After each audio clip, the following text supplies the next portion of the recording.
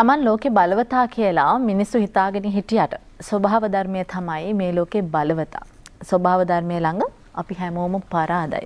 අපිට ඒක ටිකක් පහු වෙලා හරි එහෙම නැත්නම් කැමැත්තෙන් හරි කැමැත්තෙන් හරි පිළිගන්න සිද්ධ වෙනවා. මිනිසාට ස්වභාව ධර්මයේ නැතුව ජීවත් වෙන්න බෑ. හැබැයි ස්වභාව ධර්මයට මිනිසා නැතුව ජීවත් වෙන්න පුළුවන්. හරි අපූර්වට. අපි හැමදේම හිර කරනවා, අපි හැමදේම සීමා කරනවා අපිට ඕන විදිහට. හැබැයි අපිට ඒ දේ වුණාට පස්සේ අපි ටිකක් හිතනවා. දැන් මේ දවස්වල ඇඳිරි නීතියත් එක්ක ගෙදරට හිර වෙලා ඉන්න ඔබ කැමතිද? නැහැ නේද? හැබැයි අපි ස්වභාව ධර්මයට මේ වගේ දේවල් කරද්දී අපි ඒ ගැන හිතන්නේ නැහැ. හැබැයි ස්වභාව ධර්මයෙන් අපි හැමදේම ලබා ගන්න කැමතියි. නිකන් හිතුවොත් ඔබ ගෙදරින් එළියට බහැලා මේ පොළව දිහා බැලුවොත් මොන තරම් සරුසාර පොළවක්ද?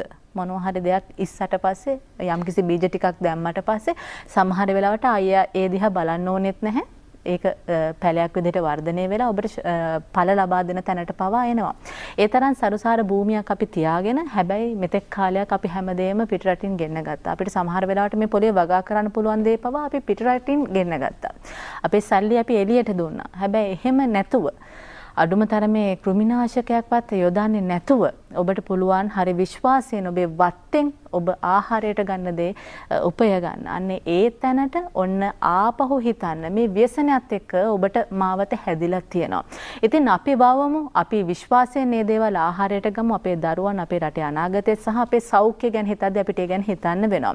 ඉතින් රජය මේ වෙලාවේ සෞඛ්‍ය ගැන හිතමින් දීප ව්‍යාප්තව වැඩ රාශියක් කරගෙන යන අතර වාරයේ ඔබේ ආහාර ගැන හිතන්නත් කටයුතු සූදානම් කරලා තියෙනවා. ඉතින් ඒ නිසා ඒ සම්බන්ධව ඔබ දැනුවත් කරන්න බ්‍රහස්පතින්දා නුගසවෙනි හිතවතුනි අපි පළමු පැය වෙන් කළා. මේ විශේෂ කතාබහට එකතු වෙනවා මහවැලි කෘෂිකර්ම වාරිමාර්ග සහ ග්‍රාමීය සංවර්ධන අමාත්‍යාංශයේ ලේකම් නීල් බණ්ඩාර හපුහින්න මහතා. අයබෝන් සුබෝදෑසනක් ඔබතුමාට. මහවැලි කෘෂිකර්ම වාරිමාර්ග සහ ග්‍රාමීය සංවර්ධන අමාත්‍යාංශයේ අතිරේක ලේකම් තාක්ෂණ ආචාර්ය අජන්තද සිල්වා මහතා. අයබෝන් සුබෝදෑසනක්. අමදේශ ලේකම්තුමාගෙන් කතාව ආරම්භ කරන්න ඕනේ කියලා හිතුණා. අපිට හොඳම ප්‍රවේශය එතනින් තමයි ලබා ගන්න පුළුවන්. දැන් මේ වෙලාවේ අපිට පොඩි බයක් තියෙනවා ලේකම්තුමා. ඉස්සරහට ආහාර හිඟයක් ඇති වෙයිද කියලා. හැබැයි අපි හැමදෙස්සෙම එළියෙන් දෙයක් ලබා ගන්න බලන. අපිට කරන්න පුළුවන් දේ අපි හිතන්නේ නැහැ. එහෙම තර්ජනයක් තියෙනවද? අපි එතනින් කතාව පටන් ගමු. ආහාර නැති වෙයි වගේ තත්ත්වයක් ඇති වෙයිද? ඇත්තටම මම මේ මුලින්මත් ඔබතුමියත් එක්ක කතා කරනකොට මම කිව්වා මේ ඇති වෙලා තියෙන తত্ত্বය අපිට ඇත්තටම අඳුරු වලාවක් තමයි. නමුත් මේක රිදී රේඛාවක් කරගන්නට අපිට පුළුවන්. මොකද හේතුව අපිට අපි ගැන අපේ ශක්තිය ගැන නැවත හිතන්න පුළුවන් දෙයක් අපිට කරන්න පුළුවන් මේක.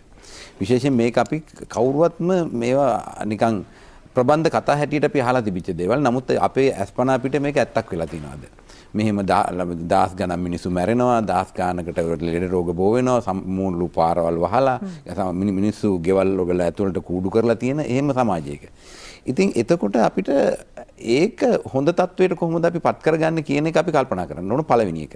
අනිත් එක එහෙම කෙරුවේ නැත්නම් ඊගාවට අපිට මුණ දෙන්න වෙන්නේ මොකද්ද කියන එක අපි කල්පනා කරන්න ඕන. ඒ නිසා මම හිතන්නේ කෘෂිකර්ම අමාත්‍යාංශයේ හැටියට අපේ ගරු ඇමතුමාත් මේ වෙලාවේ සිහිපත් කරනවා එතුමා ඇත්තටම වෘත්තීය ගොවියෙක්. අපේ අතිගරු ජනාධිපතිතුමාගේ අයියා වගේම අපේ අගමැතිතුමාගේ අයියා වගේම ගොවියෙක්. එතුමාගේ තියෙන වැදගත්ම මම හිතන්නේ වැදගත්කම මේකයි. ඒ හින්දා අපිට මේ මම ඒ වගා බිම් වලටත් ගිහිල්ලා තිනවා. ඒ හින්දා මේ අමාත්‍යාංශයේ වැඩ කටයුතු වලට එතුමාගෙන් ලොකු ධෛර්යයක් ලැබෙනවා. ඒ වගේම මට පුළුවන් වෙලා තිනවා මේ ඇති වෙලා තියෙන තත්වයට අපිට ප්‍රධාන වශයෙන්ම ව්‍යාපෘති දෙකක් ඇස්සේ මේ යන්නට. එකක් ඇවිල්ලා මධ්‍ය කාලීන. අපි ඉස්සෙල්ලාම කතා කරමු මධ්‍ය කාලීනව අපි මොකද්ද කරන්නේ? කෙටි කාලීනව කියලා කියන්න කෙටි කාලීනව තියෙනවා. නමුත් ඒක අපිට මේ වෙලාවේ අමාත්‍යාංශයක් හැටියට දැඩිව සම්බන්ධ වෙලා ඒ ගොවීන්ගේ එළවලු ගෙනලා කොළඹට ගෙනලා විකුණන්න පුළුවන් අයිම ක්‍රමවේදයක් අපිට හැදිලා නැහැ. නමුත් ඒකට ආයතන තියෙනවා. අපි ගත්තොත් එහෙම සතොත වගේ ආයතන, තව ගත්තොත් එහෙම ඒ සඳහා අතරමැදි ආයතන. ඒ ඔය දඹුල්ල ආර්ථික මධ්‍යස්ථාන ඒ හරහා තමයි ඒක කරන්න වෙන්නේ. නමුත් මධ්‍ය කාලීන වැඩපිළිවෙල හැටියට අපි දැනට තෝරාගෙන තිනවා ගෙවතු වගා දසලක්ෂයක් ලංකා පුරා ඇති කිරීම. එතකොට ලංකාවේ තියෙන හවුස් හෝල්ඩ් ඒ කියන්නේ නිවාස ඒකක තියෙනවා ලක්ෂ 50කට වැඩිය. ඒ කියන්නේ හරියටම ගත්තොත් 5.1 මිලියන් තියෙනවා. එතකොට ඒකෙන් අපිට පුළුවන් නම් පහෙන් එකකට මේක මේ වැඩපිළිවෙල ඔස්සේ ගෙවතු වගාවක් ඇති කර ගන්නට මම හිතන්නේ මේ ප්‍රශ්නේ සෑහෙන මට්ටමකට අපිට ගොඩ එන්න පුළුවන්. ඒ ඊගාවට අපි කල්පනා කරන්න පුළුවන් කොහොමද අපි ඒක කරන්නේ කියන එක. එක පළවෙනි කාරණේ ගෙවතු වගාවක් හදනවා කියව ගමන් බලා ඉන්නේ මේවා කරලා මේ රජයෙන් ඇට ගෙනලා දෙනකම් බලා ඉන්නවා සමහර අය. එහෙම නෙවෙයි. මේක කරන්න පුළුවන් ඒකත් එකක්. ඒක ඇත්තට මේක එකක්. පළවෙනියටම අපිට පුළුවන් එක්කෝ බතල දඬු එහෙම නැත්නම් මයියොක්කා මේ නැත්නම් කිරි අල ඔය අල වර්ග මේ තමුන්ගේ ගෙවත්තේ තියෙන ඒවා නැවත වගා කරන්න ගන්න පුළුවන්. මට ඊයේ එක පොලිසියේ උප පොලිස් පරීක්ෂක කාන්තා උප පොලිස් කතාව කරා. එතුමිය කිව්වා කෑගල්ලේ හරි නුවර පැත්තේ එතුමිය මයියොක්ක දඬු 25000ක් කපලා පොඩියට කපලා බෙදුවා කියලා. ඒ වත්තේ තිබිච්ච 25000. ඒ වගේ මම කියන්නේ ඒක අපිට දැන් හැදුවොත් තව මාසයක් ඇතුළත අපිට ගන්න පුළුවන්. කිරියල්ල බතල මේ වගේ දේවල්. දෙවෙනි එක තමයි අපිට තියෙන දැන් බට්ටු තක්කාලි මිරිස් වගේ දේවල් ඒවා තවන් දාලා අපි බෙදන්න ඕනේ. ඒ සමහර දේවල්. එහෙම නැත්නම් ඒක හරි ක්‍රමවේදයක් කරන්න ඕනේ. ඒතර ඒක පොට් කරලා දෙන්න ඕනේ. ඒම ඒවා බෙදන්න පුළුවන්. එහෙම නැත්නම් තුන්වෙනි ඇටට ගන්න පුළුවන් අපිට ඇට දාලා පැල කරන්න පුළුවන්. මෑ කරල්, බොංචි, දඹල මේ වගේ දේවල් අපිට පුළුවන් කරවිල, පතෝල ඒ වගේ දේවල් ලැබෙනවා. මේ වගේ අපි දැනට අපි සූදානම් කරලා තිනවා ගොවීන් අතර බෙදා දීමට මේ වගේ ඇට පැකට් මම හිතන්නේ ලක්ෂ 10ක් වෙනකොට ලැහැත්ති කරලා තිනවා. ඒක කරන්නේ කොහොමද කියන එක මම හිතන්නේ අපි අතිරේක ලේකම්තුමා සඳහන් කරයි. ඒ ඇට පැකට් එකක් මම ඕනනම් පෙන්නන්න. මෙන්න මේක තමයි ඇට පැකට් එක. දැනට කොහොම බලන්න අපි ඉස්සරහට තව විස්තර කියමු. ඔව්. අන්තර්ගතේ මොනවද තියෙන්නේ කියන එක මොන වගේ බීජොත් තියෙන්නේ කියන එක අපි ඉදිරියේදී මේ කතා බහෙදී ඔබට කියනවා. අතිරේක ලේකම්තුමා ළඟට යන්න. අතිරේක ලේකම්තුමා දැන් මේ වෙලාවේ මේ වගේ වැඩපිළිවෙලක් රජය මැදිහත් වෙලා මේ කරන්නේ කෘෂිකර්ම අමාත්‍යාංශයත් එක්ක. ඒ කියන්නේ හැමෝටම ගොවියෙක් වෙන්න පුළුවන්. හැමෝටම ගෙවිලියක් වෙන්න පුළුවන්. ඒ තැනට අපේ ඉතිහාසය අපේ සංස්කෘතිය නැවත මතක් කරමින් ව්‍යසනකාරී අවස්ථාවක නිවැරදිව ඒ අවස්ථාවට මුහුණ දෙන්න. මේ ආහාර කියන දේ දැන් මිනිස්සුන්ට ප්‍රධාන සාධකයක්නේ කොහොමද ජීවත් වෙන්න. මොකක්ද වැදගත්කම සහ අරමුණ මේ වැඩපිළිවෙල දියත් කිරීමේ? ඔව්. දැන් අපි කවුරුත් දන්නවා අපි බත් කන ජාතියක්. අපි ගොක් වෙලාවට බත් එක්ක එළවලු ටිකක් කන්නම වෙනවා. වෙන මේ ප්‍රෝටීන් වර්ග හැටියට මස් මාළු බිත්තර වගේ ගත්තට අපේ ආහාර රටාවේ එළවලුවක් නැති වෙලාවක් නැහැ. ඒ නිසා මේ එළවලුව කියන එක සෞඛ්‍ය ආරක්ෂකව සහ Tamanට ඉක්මනින් ලබා ගන්න, ඒ කියන්නේ Tamanගේ ඉඩමෙන්ම ලබා ගන්න හැකියාව තියෙනවා නම් ඒ පැත්තෙන් සුරක්ෂිතයි. ඉතින් අපි මේ අරමුණු උනේ කෘෂිකර්ම අමාත්‍යාංශයේ විශේෂයෙන්ම මේ වගේ අවස්ථාවක අර ඔබතුමී කිව්වා වගේ දැන් ගෙදරම ඉන්න වෙනවා. ඒ වගේම අපිට දේ ස්වභාව ධර්මයත් එක්ක ලොකු ප්‍රශ්න තියෙනවා. දැන් අපි ඒකෙන් වෙනස් වෙලා යනකොට තියෙන ප්‍රශ්න. නමුත් මේ ගෙවත්ත කියන්නේ අපිත් එක්කම අපි හැම වෙලෙම එළියට බැස්සම අපේ ගෙවත්තට යන්නේ. ඉතින් ඔය තැනදී අපිට පුළුවන් නම් ඒ ගෙවත්තේ තියෙන සරුසාර භාව අපි අරගෙන ඒකෙන් අපිට අවශ්‍ය දේවල් එළවලු ටික හදා ගන්නවා නම් අපිට ඒ එළවලු ටික අපේ හැම වේලකටම ගන්න පුළුවන්. මොකද සාමාන්‍යයෙන් ග්‍රෑම් අපි 5 දෙනෙක් විතර ඉන්න පවුලක ග්‍රෑම් 150 200කින් එක ව්‍යංජනයක් හදා ගන්නවා. එතකොට අපිට ගස් දෙක තුනක් තිබ්බම මේ වැඩේ කරගෙන යන්න පුළුවන්. ඉතින් අර ඒ தත්ත්වෙන් ගත්තොත් කොළේලවලු විශේෂයෙන්ම අපේ ලේකම්තුමා කිව්වා වගේ සහ ඔය අලබතල ටික අපි දිගටම හදා ගන්න පුළුවන්. මේ විදිහට අපේ ගාව තියෙනවා. ඒකම තමයි මේ සැරේ අපි මේ අමාත්‍යාංශ පැත්තෙන් අපි හිතුවේ අපේ අමාත්‍යාංශයට අනුබද්ධ ආයතන සම්බන්ධ කරගෙන කෘෂිකර්ම දෙපාර්තමේන්තුව, ගොවිජන සංවර්ධන දෙපාර්තමේන්තුව, මහවැලි ශ්‍රී ලංකා මහවැලි අධිකාරිය, ඊළඟට අපි අපේ නැති වුණත් සමුද්‍රය අධිකාරිය මේ ටික එකතු කරගෙන අපි මේ රටේ ඉන්න මේ ගෘහ ඒකක දසලක්ෂයකට අපි මේ වැඩසටහන අරන් යන් කියලා. එතකොට ඒගොල්ලෝ මේ වැඩසටහන තුලින් තමන්ගේ නිෂ්පාදන කරගෙන යනවා. අනිත් එක අපිට පොඩි සම්බන්ධකමක් තියෙනවා. ඉස්සර කාලේ නම් අපිට වැඩි වුණොත් දින එහා ගෙදරටත් දෙනවා. බෙදාගෙන හදාගෙන කාපු ජනතාවක්. ඉතින් අපිට සමහර වෙලාවදී මේකිනුත් වැඩි වුණා නම් අපි එහා පැත්තට දෙනකොට එහා පැත්තේ හදපු දේ අපිට හම්බ වෙනවා ආපහු. ඉතින් ඒ නිසා මේ විදිහේ අපිට මේ වැඩසටහන බොහොම සරලව කරගෙන යන්න පුළුවන්. ඉතින් මං දකින්නේ මේ වෙලාවේ අර මල් හදපු පෝච්චිය.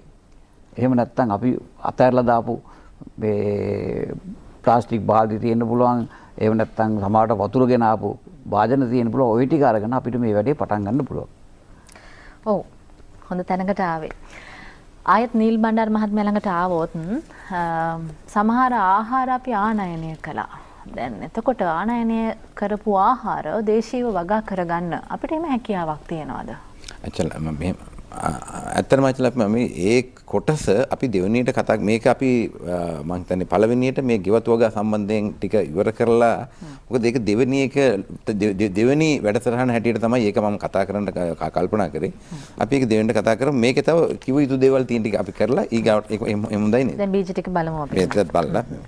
මේක ඇත්තටම මම සඳහන් කරන්නට ඕන මේක අපි කරන්නේ කෘෂිකර්ම දෙපාර්තමේන්තුව, ඒ වගේම ගෝජන සංවර්ධන දෙපාර්තමේන්තුව, මහවැලි අධිකාරිය සහ සමෘද්ධි සංවර්ධන දෙපාර්තමේන්තුව මේ ආයතන හරහා තමයි ජනතාව අතරට ගිහිල්ලා මේ වැඩ පිළිවෙල අපි ක්‍රියාත්මක කරන්නේ.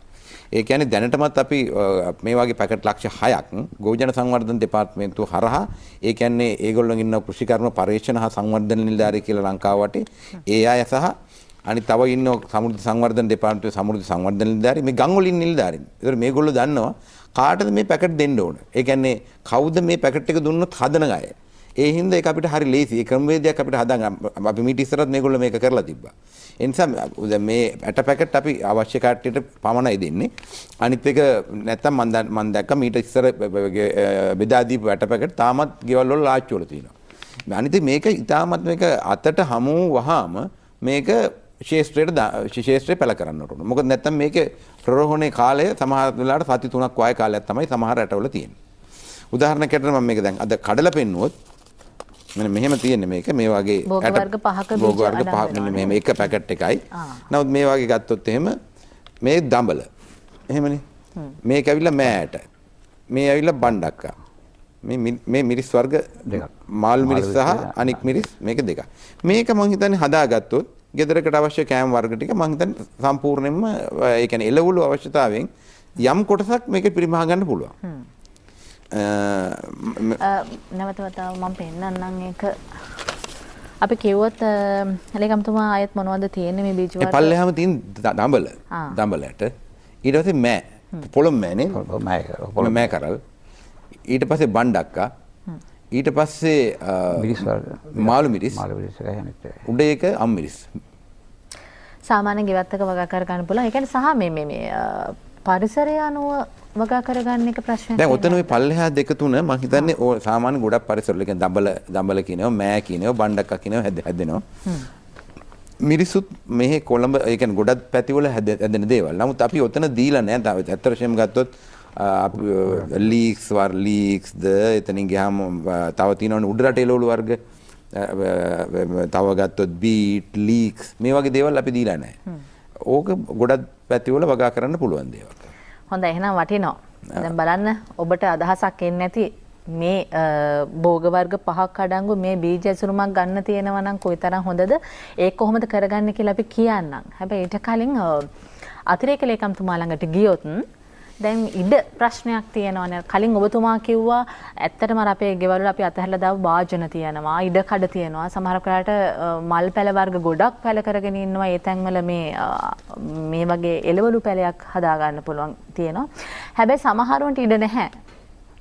තටු නිවාස සංකීර්ණ වල ඉන්නවා වෙන්න පුළුවන්. එහෙම අය එහෙම කොහොමද මේක කරගන්නේ? ඔව් දැන් මේ සඳහාත් වැඩ පිළිවෙලක් තියෙනවා. මොකද නාගරික සහ අර්ධ නාගරික ප්‍රදේශවල ඔබතුමී කිව්වා වගේම ඉඩ ප්‍රශ්නයක් එනවා. මොකද පර්චස් 4-5 තියෙන තැනක පොඩි ගයක් ඇතුලේ ඉන්නේ. නමුත් අපේ තියෙන හැම තැනකම වගේ මේ පොඩක් එළියට යන්න තැනක් තියෙනවා. එතන අපිට පුළුවන් මේ අපි එකට කියනවා මේ vertical agriculture කියලා. එහෙම නැත්නම් අපිට දැන් මේ භූමිය මේ අතර පාවිච්චි කරන්න නැතුව තිරස්ව පාවිච්චි කරන්න නැතුව සිරස්ව පාවිච්චි කරනවා. ඒතකොට සිරස්ව පාවිච්චි කරපුවම අපි වෙන්නේ මේ හිරුවෙලිය හැමතැනින්ම ගන්න විදිහට අපි ත්‍රිකෝණාකාරයකට හදා ගන්නවා මේ යම්කිසි රාමුවක් හදාගෙන ඒ රාමුවේ පෝච්චි ටික තියාගන්න පුළුවන්. පෝච්චි වෙනකොට නැවත මම අර ඉස්සර කිව්වා වගේම අපිට මේ ලීටර් 5 වතුර බෝතල් ටික ඔලුව කපලා එහෙම නැත්නම් ඒ කියන්නේ මේ අර වතුර දාන පැත්ත කපලා නිකන් ඒක වාදනයේ වගේ පාවිච්චි කරලා ටිකක් හිල් ටිකක් ගහගෙන තියෙන පස් ටිකක් දාගෙන කොම්පෝස්ට් ටිකක් එහෙම දාගෙන පාවිච්චි කරන්න පුළුවන්. දැන් මේ බීජ සියල්ල සකසලා තියෙන අපිට කෙලින්ම ගෙනාපු ගමන් පැල කරගන්න පුළුවන් ආකාරයට. කොහොමද මාධ්‍ය සකස ගන්නෙ? මාධ්‍ය සකස ගන්න කියන්නේ අපිට දැන් හුඟක් වෙලාවට මම කැමති මතු පිට පස් ටිකකට හුඟක් තැන්වල තියෙන ওই විරාගීය අතු සහ ඔය පොහොර ඒ කියන්නේ අපි ලොකු සාමාන්‍ය ගෙවත්ත ගැන මම කතා කළොත් පළවෙනියෙන්ම අපි හැමදාම අතුපතු ගන්නවනේ. ඒ අතුපතු ගාපුවම ඒ කොළ රොඩු ටික ඔක්කොම ගෙනියලා එක තැනක අපි දාගන්නවා.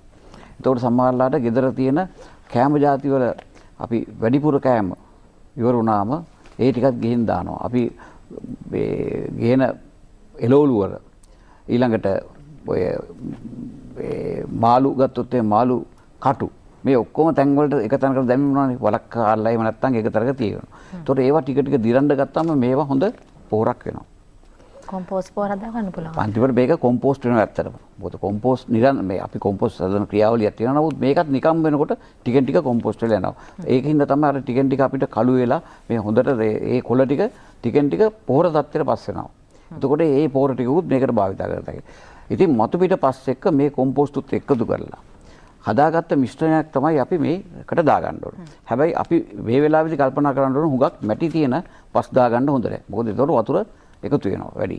මැටි වැලි එකතු වෙච්ච නිකන් අර මිශ්‍රණයක් එක්ක වගේ තමයි අපි යන්න ඕනේ. මොකද වතුර බහැලා යන එක අවශ්‍ය වෙන විශේෂයෙන් අපි මේ වවන ඔක්කොටම දැන් වී වලට අපි දන්නවා වතුර වැඩි වුණාට ප්‍රශ්නයක් නැහැ. නමුත් මේ භෝග වලට වතුර බහැලා යෑමේ අවශ්‍යතාවය තියෙනවා. ඒ නිසා මතක තියාගන්න හැම වෙලේම වතුර බහැලා යන ආකාරයට තමයි මේවා කරන්න.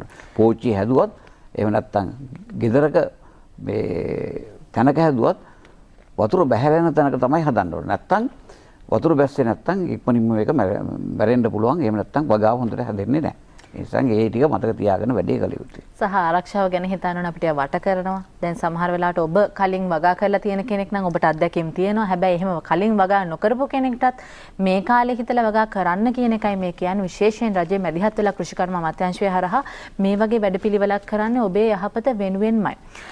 ලේකම්තුමනි දැන් විශේෂයෙන් අතල තව පොඩ්ඩක් මේ වෙලාවේ කියන්න ඕන කොම්පෝස්ට් ගැන කතන්දරේ ගත්තාම අපේ මේ ආචාර්යතුමා කිව්වා වගේ හැම පුළුවන් ගෙදරකම කොම්පෝස්ට් වලක් හදාගැනීමේ වැදගත්කමක් තියෙනවා. මොකද දැනට කඩේ විකුණන්න තියෙන කොම්පෝස්ට් වල අපිට ඒ નિયમિત ප්‍රමිතිය නැහැ. මට ඒක පෞද්ගලිකව මම අත්දැකලා තියෙනවා. මොකද ඒක සමහරලාට ඒක ප්ලාස්ටික් එතනින් ගියාම පොලිතින් සමහරට බැටරි කැලිය වල බැටරි ඇසිඩ් මේවා ගිහිල් දාපුවාම සමහර වෙලාවට තියෙන ගසුත් මැරෙනවා. එතන තමුන්ගේ ගෙවත්තේ ඒක තමයි සුදුසුම ආකාරය. ඒ කියන්නේ තමුන්ගේ ගෙවත්තේ පුළුවන් ගෙවල් හැම එකක් නැත්නම් අහන්න පුළුවන්නේ අපි කොහෙද කොම්පෝස්ට් වලක් හදන්නේ අපි කොහෙද වගා කරන්නේ කියලා පුළුවන් ගෙවල් වල කොම්පෝස්ට් වලක් හදා ගන්නට ඕන අනිවාර්යයෙන්ම. ඊට පස්සේ පුළුවන් ගෙවල් වල පොඩි වගාවක් කරගන්න ඕන. ඒතකොට මේ ප්‍රශ්නේ ගොඩක් දුරට ඉවර වෙනවා. ඒ දැන් කොම්පෝස්ට් හදන්න ලොකු බැරල් තියෙනවනේ. ඔව් ඒ වගේ පුළුවන්. ඒ නිසා දැන් බලක් කපන්න ඕනේ නැහැ. ඉතින් නැත්තම් නැහැ කියන්නේ බැරි තැනට ඔබපත් කරලා තියෙන්නේ ඔබේ මේ යහපත වෙනුවෙන්. ඉතින් එහෙනම් ශාස්ත්‍රීය රටක් ගොඩනගන්න අපිට පුළුවන් අභියෝගයට මේ අභියෝගයට මුහුණ දෙන ගමන් අපි මානසික පීඩනයක ඉන්න වෙලාවක අපි කතා කරන්නේ තවත් ඔබ ගැන හිත ගැන. ඒ නිසා අපි සෞඛ්‍ය සම්පන්නව ජීවත් වෙන්න අතරවාරයේ දේවල් ගැන හිතමු. අපි මේ කතා බහට නැවත එකතු වෙමු. ගීතයක් රස විඳලා ඇවිත්.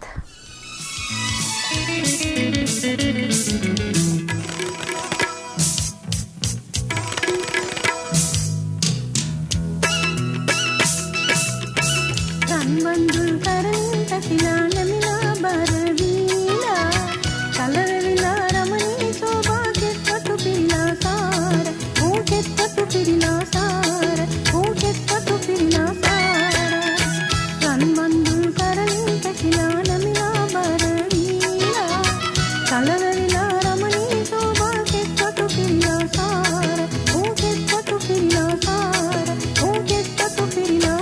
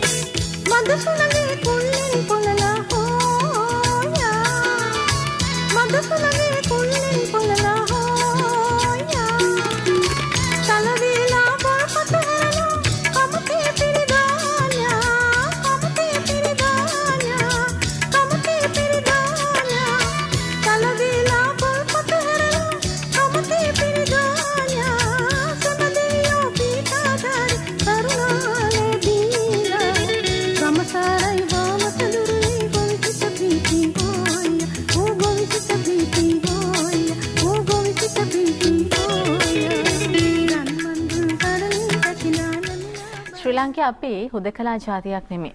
අපි හිතන්නේ අපි ගැන විතරක් නෙමෙයි. ඉතින් බලන්න අපේ අභිමානය අපි හැමතැනම පැතිරුවේ කංශයකින් විතරක් නෙමෙයි. ඇත්තටම මේ ශ්‍රී ලාංකේය ජනතාව කිසි දෙයක් මග අත නොහරින ජනතාවක්, කිසි දෙයක් බෑ කියන්නේ නැති, නැහැ කියන්නේ නැති ජාතියක්. එදා හෙළදිව පොතේ තියෙනවා මේ ඔබ කියවලා ඇති ශ්‍රී ලාංකේය ජනතාව මේ නිතරම ආගන්තුක සත්කාරයේ නිරත වෙනවා. හැබැයි ඒ වෙලාවට වත්තේ තියෙන දෙයක් තමයි අරගෙන ඇවිල්ලා ආගන්තුකයට සත්කාරයට යොදාගන්නේ.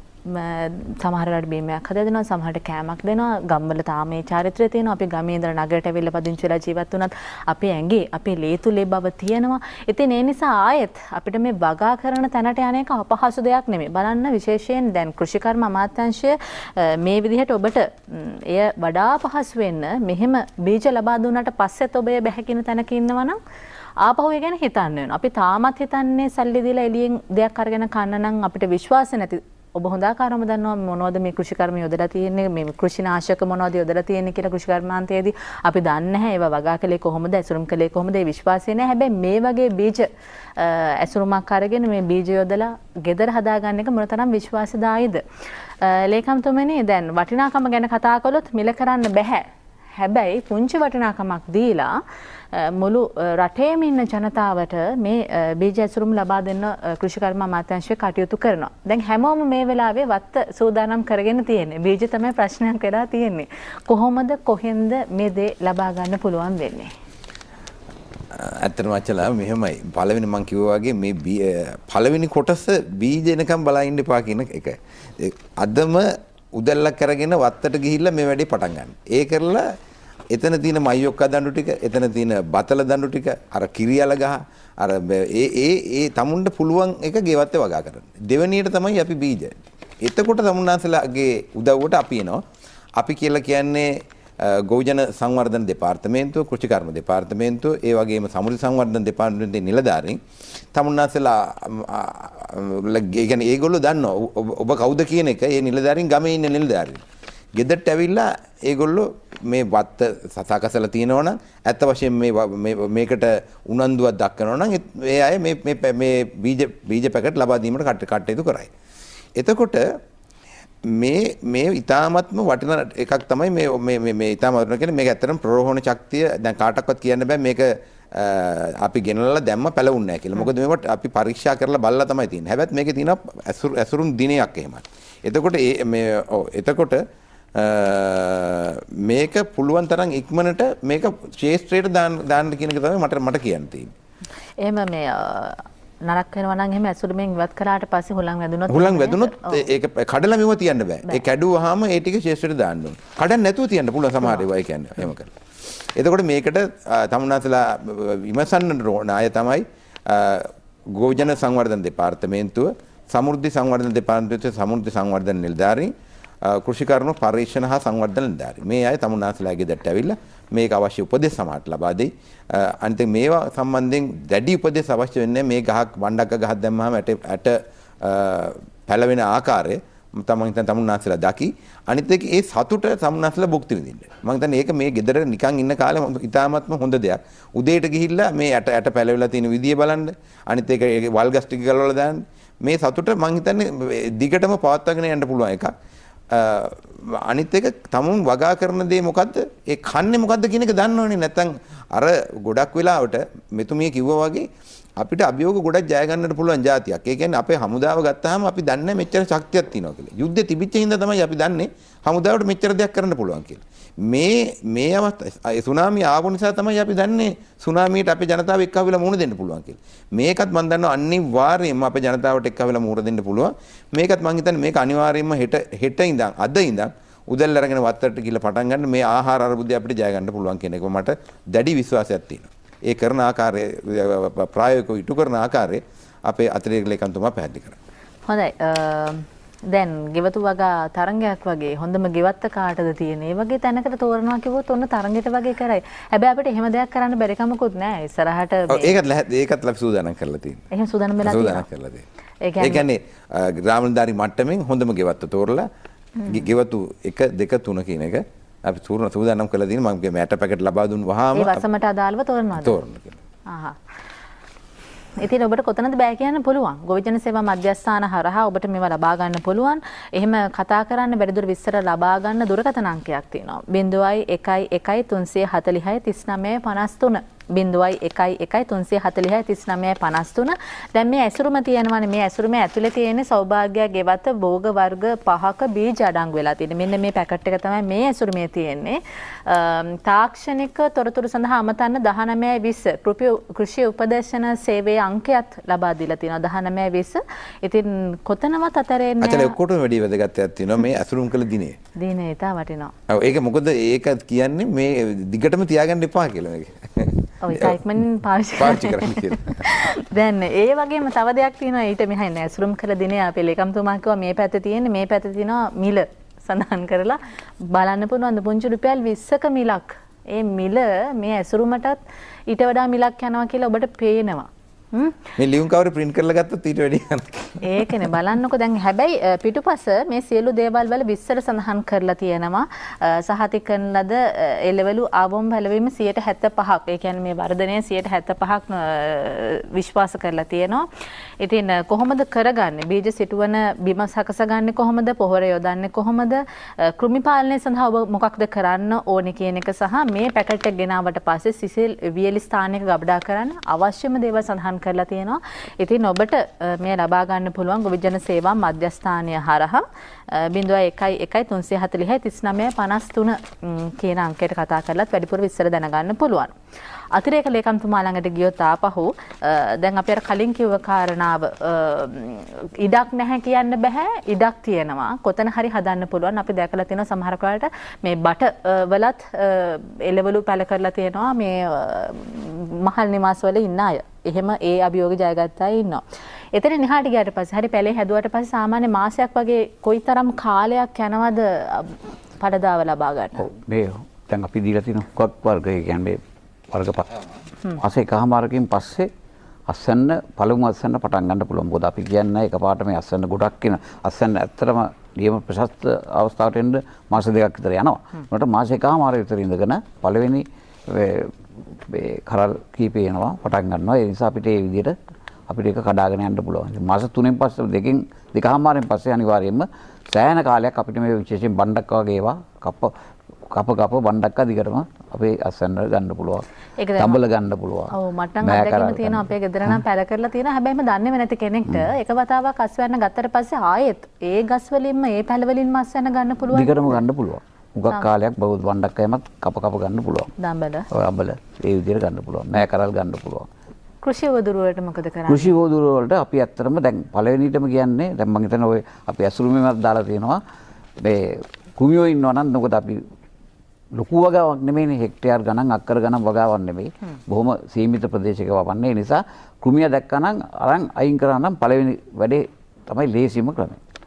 එහෙම නැත්නම් ඊටත් වැඩි ටිකක් අනිත් ටිකක් වැඩි දුර ඉන්නවා නම් අපිට පුළුවන් මේ දුම්කොළ නැටි ටිකක් කොහොඹ ඇට ටිකක් අරගෙන පැය 24ක් විතර වතුරේ පොඟෙන් දාලා හොඳට තලලා දාලා තියලා ඊට පස්සේ ඒකේ නිස්සාරණය අරගෙන මේකට ඉහින්න පුළුවන්. අලු ටිකක් දාන්න පුළුවන්. දැන් ටිකක් අලු නම් ටිකක් අමාරුයි හොයාගන්න. මොකද ගෑස් ලිපෙන් අලු වෙන්නේ නැහැ.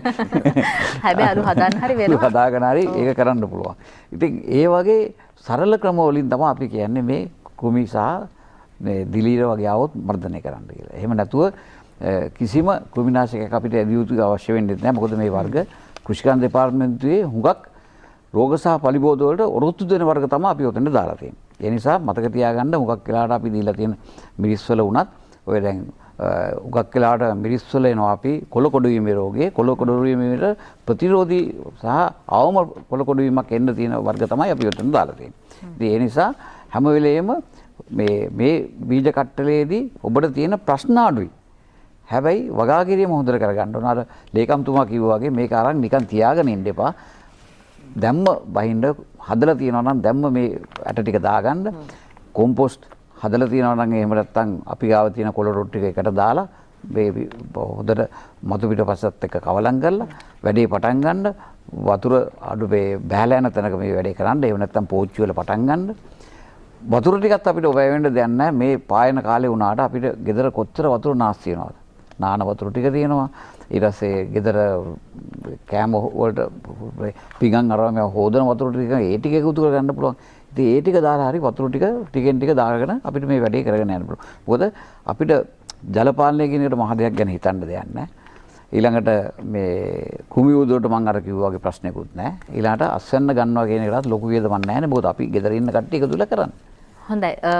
දැන් පොදු ප්‍රශ්න ටිකක් හිතට එන්න පුළුවන්. හැබැයි ඒ කම්මැලිකමටනේ. ඒ නිසා ඒ ප්‍රශ්න වලට උත්තර දීලා තියෙන්නේ දැන් බෑ කියන්න බෑ. ඔබට තියෙන්නේ වගා කරන්න. ගෙදර ඉඳලා මේ දවස්වල මොකද කරන්න කියන ප්‍රශ්න හිතේ තියෙනවා. ඒ නිසා මේ වගේ දෙයකට කාලය ආයෝජනය කරාට ප්‍රශ්නයක් වෙන්නේ නැහැ. ඒකේ ප්‍රතිඵල භුක්ති විඳින්න පුළුවන් තනිව ඔබටයි. ලේකම්තුමනි දැන් කෘෂිකර්ම අමාත්‍යාංශ පැත්තෙන් අපි කතා කළොත් මේක ලොකු වගකීමක්. වාරදුර කාර්යයක්. අපිට මේක හරි පහසුවෙන් මෙහෙම ගන්න පුළුවන් වුණාට මේක ඇතුළේ ලොකු කතාවක් තියෙනවා. මේ බීජ සකසා ගැනීම මොනතරම් කාලයකදී සිදු කරගත්තද? කොහොමද දැන් ඉස්සරහට ඒ වෙනුවෙන් තියෙන වැඩපිළිවෙල? අතන වචන දැන් ගත්තාම මේ අපි කවුරුත් බලාපොරොත්තු වෙච්ච නැති වෙලාවක මේක ආවේ. මම ඊගාව අපි දෙවෙනි වැඩසටහන ගැන පැහැදිලි කිරීම කරනකොට මම කියන්නම්. මොකද හේතුව තව ලොකු ඉඩම් ප්‍රමාණයක් අපිට වගා කරන්න ඕන ඉස්සරහ. ඒ කටයුත්ත තියෙද්දි තමයි අපි මේ කටයුත්තට බැස්සේ. මොකද ඉමීඩියට්ලි අපිට මේකට බහින්න ඕන හින්දා. ඒ හින්දා අපි දැනට අපි සතුව තිබිච්ච බීජ තමයි දැන් කෘෂිකර්ම දෙපාර්තමේන්තුව සතුව බීජ තමයි මේ ඉතා හොඳ බීජ තමයි අපි මේකට පාවිච්චි කරේ. සරු බීජ. ඔව් බීජ. එතකොට දෙවෙනි කාරණේ අපි අනෙක් අපි දැන් බීජ බැංකුවක් දාන්න තීරණය කරා. දැන් සමහර තැන්වල තියෙනවා දැන් ඔබතුමිය ගෙදර තියෙනවා නම් වැඩිපුර අපි කියමු මෑකරල් ඇට කිලෝ එකක් ගන්න පුළුවන්. ඒක ඒ ඇට ගෝජන සේවා මධ්‍යස්ථානයේ අපි පිහිටවනවා බීජ බැංකුවක්. ඒ කරලා එතන ගෙනලා තැන්පත් කරනවා අපි සල්ලි දෙනවා ඒකට. ඊට පස්සේ තව කෙනෙකුට ඒකෙන් කොටසක් ඕන නම් අපි විකුණනවා. මේක අන්තර් වශයෙන් හුවමාරු කර ගැනීම ක්‍රමවේදයකට යන්න ඕන. මොකද මේක බලාපොරොත්තු වෙච්ච නොයිච්ච තත්ත්වයක් හින්දා. මොකද අපි සියල්ල ආනයනය කරන තත්ත්වයක හිටපු රටක්. උදාහරණයක් කිව්වොත් එහෙම දැන් දෙවෙනි කොටසේ මම කියන්න අපිට අවශ්‍ය සියලු වියල මිරිස් අවශ්‍යතාවය අපි ආනයනය කරලා තියෙනවා. ඉතින් ඒක එකපාරට මේ වුණාට පස්සේ අපි මොකද්ද කරන්න කියන එක පිළිබඳව දැඩි ප්‍රශ්නයක් අපි මේ මුණ පාලා තියෙනවා. ඒ ඔක්කොම තියෙද්දි මේ ගෙවත්ත කියන එකට ප්‍රමුඛතාවය දීලා කටයුතු කරන්න ඒක ඒ තරම්ම අපිට ජාතියේ අවශ්‍යතාවයක් හින්දා මේක විහිළුවක් නොවෙන්න නිසා. හොඳයි. අපි වෙලා බලමු දැන් කීයද කියලා.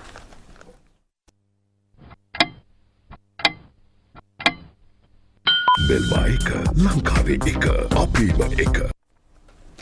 මේ ඇසුරුම ගන්න අනේ අපත යවන්න එපා. මේක ප්‍රයෝජනවත් දෙයක්. ඒ නිසා මේ ලබා දෙන උපදෙස් වලට කටයුතු කරලා ගෙවත්තේ මේ භෝග වගා කරගන්න එක නිවැරදිව සිදු කරන්න. ලේකම්තුමනි දැන් අපි ආයෙත් කතා කළොත් අර දෙවෙනි කාරණාව. ඒක විශාල වැඩපිළිවෙලක්. අපි ආනයනය කරපු දේවල් නැවත වගා කරගන්න හදනවා අපේ භූමියේ, අපේ මේ තියෙන ඉඩ කඩ තුළ. ඒකත් ලොකු අභියෝගයක්. ඒක අදලා ඇත්තටම ලොකු අභියෝගයක්. මොකද මම තොරතුරු වශයෙන් කිව්වොත් එහෙම අපි දේශීය වශයෙන් ස්වයං පෝෂිතයි කියලා අපිට කියන්නට පුළුවන්. හාල් වලින් පුළුවන් තේ අපි හදනවා. ඒ අර මම අට පේන විදිහට වෙන කිසිම මේක කෘෂිකාර්මික රටක් කියලා අපි කිව්වට කිසිම දෙයකින් අපි එහෙම ස්වයං පෝෂිත නැහැ. ඒ හින්දා මේ අපිට එදිනෙදා අවශ්‍ය ගොඩක්ම දේවල් අපිට ආනයනය කරලා තමයි තියෙන්නේ අපි. උදාහරණයක් හැටියට ගත්තොත් බඩිරින් ඒ කියන්නේ මිසල කිව්වා වගේ වීලි මිරිස් මෙට්‍රික් ටොන් 50000ක් විතර අපි පාවිච්චි කරනවා. නමුත් සියල්ල අපි ආනයනය කරලා තියෙන්නේ. ඊට පස්සේ ඒ වගේ හැම ආහාර භෝගයකම වැඩි කොටසක් ආනයනය කරලා. ඒ හින්දා අපි මේ ළඟදී අපි ගරු බැසිල් රාජපක්ෂ මැතිතුමාගේ ප්‍රධානත්වයෙන් අපි ආරම්භ කරා ටාස්ක් ෆෝස් එකක්. ඒ ටාස්ක් ෆෝස් එකේ තීරණයක් අපි ගත්තා. ඒකට අපි කැබිනට් පේපර් එකකුත් දැම්මා ඊයේ. මෙන්න මේ දේවල්. ඒ කියන්නේ බඩිරිඟු, මුං ඇට, උඳු, කොල්ලු, කව්පි, සෝයා, තල, රටකජු, කුරක්කන්, ලොකු ලූණු, රතු ලූණු, මිරිස්, අර්තාපල්, කහ. මෙන්න මේ දේවල් ලංකාව තුල නිෂ්පාදනය කිරීම වැඩපිළිවෙල. අපි බැලුවා කොච්චර ඉඩම් ප්‍රමාණයක් මේකට ඕනද කියලා. අපිට අලුතෙන් ගත්තොත් අක්කර වශයෙන් කියනවා නම් අක්කර 65000කට ආසන්න ප්‍රමාණයක් අලුතෙන් වගා කරන්න වෙනවා. එතකොට අර ඔබතුමිය අහුව ප්‍රශ්නේ ආයෙත් එනවා. එතකොට මොනවද අපිට කොහොමද මේකේ බීජ සපයාගන්නේ? මේකට කොහොමද අපි පොහොර මේ වෙලාවේ අපි ගන්න. මේවා තමයි දැන් මේ වෙලාවේ අපි විසඳුම් හොයමින් ඉන්නේවා. ඒ වැඩපිළිවෙල තමයි අපි දැන් මේ කරන්න. අපි කැමති උනත් අකමැති උනත් තව මාසයක් එකමාරක් යනකොට මයිසූර් පරිප්පු නැතුවේ වෙළඳ පොලේ. එතකොට අපි ඒකට විකල්පයක් හැටියට අපි යෝජනා කරේ මුංගට පුළුවන් තරම් වගා කරලා ඒක පියලි කරලා ඒක ජනතාවට ලබා දෙන වැඩපිළිවෙලක්. හොඳයි අතිරේක ලේකම්තුමා දැන් අපි මොනතරම් කිව්වත් මේ ජනතාවගේ සහයෝගය කියන එක ඉතා වැදගත් නේ මේ වගේ වෙලාවක නැත්නම් මේ අපි අනිත් අයට පාඩමක් උගන්වන්න කියලා අවසානයේ මුලින්ම පාඩම ඉගෙන ගන්න අපි ඒක තේරුම් ගන්න ඕනේ. ඉතින් ජනතාවගේ සහයෝගය මොනතරම් වැදගත්ද අපි දැනුවත් කරනවා බීජ මෙහෙම ලබා දෙනවා ඉතාම සහනදායි මිලකට ඒ අයගේ බැඳිහත් වීම මොන වගේ වැදගත්ද? ජනතාවගේ සහයෝගය කියන එක විශේෂයෙන්ම අපි දන්නවා දැන් අපි මේ යලකන්නයක් නෙන්නේ යලකන්නේ කියන්නේ විශේෂයෙන් වීලි කලාපයට වැස්ස අඩුයි වර්ෂාපෝෂිත පැතිවල මම දැන් කියන්නෙම ඉක්මනට වැස්සත් එක්කම පළවෙනි අන්තර්මෝසම එනවා දැන් හුඟක් වෙලාවට අප්‍රේල් මාසයේ දැන් මාර්තු මාසයේ අපි මේ මැදහරියේදී ඉඳලා පටන් ගන්නකොට අන්තර්මෝසම එනවා අප්‍රේල් මාසෙත් යම්කිසි වැස්සක් එනවා නමුත් ලොකු වැස්සක් එතන එනවා ප්‍රමාණය අඩුයි නමුත් තෙත් කලාපයට එන වැස්සේ වැව්වල පිරෙනවා වැව්වල පිරෙන්න තරම් ඒ මොකද වැව්වල දැන්ට ධාරිතාව 68%කට වැඩි තියෙනවා කියලා වාරි මාර්ග දෙපාර්තමේන්තුව කියනවා මම ඉන්නේ ඉස්සෙල්ලා පොඩ්ඩක් කතා කරගත්තා. ඒකෙනින්ද හැමතැනම වගේ අපිට මේ සැරේ ජල ප්‍රශ්නය බොහොම සීමිතයි. කියන්නේ ජලය තියෙනවා. ඉතින් ඒ නිසා මේ ශේෂ්ත්‍රවල අපි මේ කියන විදිහට ඉඩම් අපි දැන් මේ ඉඩම් අපිට වැඩියෙන් ඉඩම් පොකුරු වෙන්නේ නැහනේ. ඉඩම් වගා ඉඩම් අලුතෙන් එන්නේ නැහනේ. අපේ මේ පොන්චි රටේ අපි දැන් අර ඉස්සෙල්ලා ලේකම්තුමා කිව්වා අපි වී වලින් ස්වයං පෝෂිතයි. අපිට ඕන වෙන්නේ ටොන් ලක්ෂ 2ක් විතර මාසෙකට කන්න.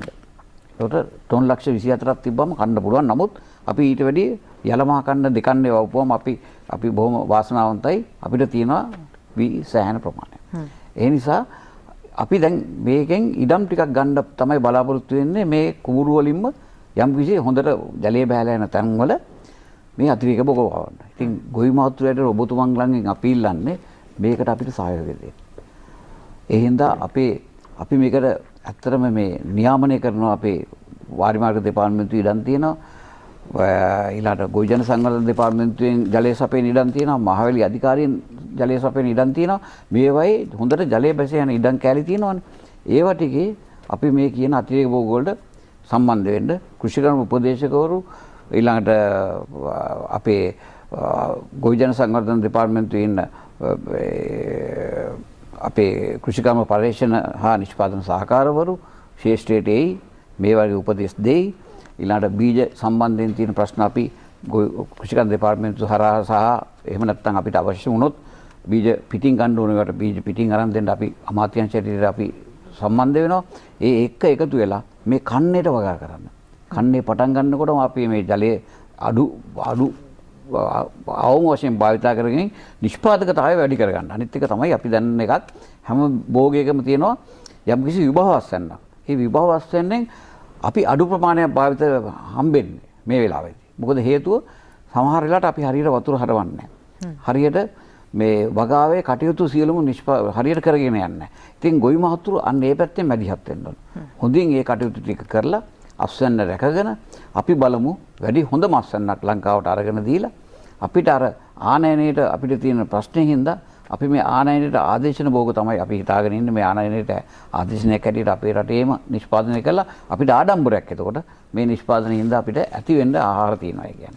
අන්න ඒ පැත්තට තැන්න තමයි අපි කිව්වේ පළවෙනි වැඩේදී අපි ගෙවත්ත බලන එළවලු ටික හදාගත්තම අපිට ඊතුරු ටික හදාගත්තම කව්පි මුං හදාගත්තම අපි ලොකු ලුණු රතු ලුණු ටික හදාගත්තම අපි සෝයා ටික හදාගත්තම අපි බඩේනුගු හදාගත්තම බඩේනුගු අපි විතර නෙමෙයි කන්නේ අපිට බිත්තර ඕන මේ කිරි ඕන ওই ටිකට බඩේනුගු යන්න ඕන. ඉතින් බඩේනුගුත් අපි මේ ටික හදාගත්තම අපි රටේ ආහාර අතින් ස්වයං පෝෂිත වෙන්න පුළුවන්. ඒ නිසා මේක මේ අභියෝගය අපි අමාත්‍යාංශයට මුණ දෙලිනවා. ලේකම්තුමා කියපු විදිහට අපි මේ වැඩසටහන කරගෙන යනවා. ඒකට ඔබගේ සහයෝගය තමයි අපි ඉල්ලන්නේ. ඇත්තටම ගත්තම ඒ විතරක් නෙවෙයි දැන් අපේ අර ව්‍යාපෘතියක් තියෙන ආචාර්ය ඒකේ ව්‍යාපෘති අධ්‍යක්ෂ රෝහන් විජේකුමාර මැතිතුමා දැන් මට කතා කරලා කිව්වා ලෝක බැංකුව අපිට දැන් අපිට ගොඩක් ඒවා ක්ලස්ටර් විලේජස් කියලා පටන් ගන්න තියෙනවා. ඒක පොකුරු ගම්මාන. ඒ හැම පොකුරු ගම්මානයකම මුංගට වගාව දියත් කිරීම සඳහා ඒගොල්ලෝ උදව් කරනවා කියලා දැන් මේ කිව්වා. දැන් අපිට මේ ඒගොල්ලෝ කමිට්මන්ට් එක දුන්නා කියලා. එහෙම නැත්නම් අපිට පරිප්පු පිළිබඳ ඇත්තටම දැන් පහුගිය දවස් ටිකේ හාල් වලට හා සමානව පරිප්පු වලට ඉල්ලුමක් තිබිලා තියෙනවා. ඉතින් ඒක ඒ තරමට පරිප්පු වල ලොකු ඉල්ලුමක් තියෙනවා. නමුත් එතකොට අපි ඉදිරියේ තම මාසෙකමාරක් ගියාම පරිප්පු වලට ඕල්ටර්නේටිව් එකක් තියෙන්න ඕන විකල්පයක්. මම හිතන්නේ ඒක මුං ඇට තමයි අපිට ඒක කරන්න පුළුවන් වෙන්නේ. දාන්න ගැනීමත් හොඳ ආදේශකයක් සහ ශක්තිය පැත්තෙන් ගත්තොත් ඔව් ඒ අරිට වැඩි හොඳයි.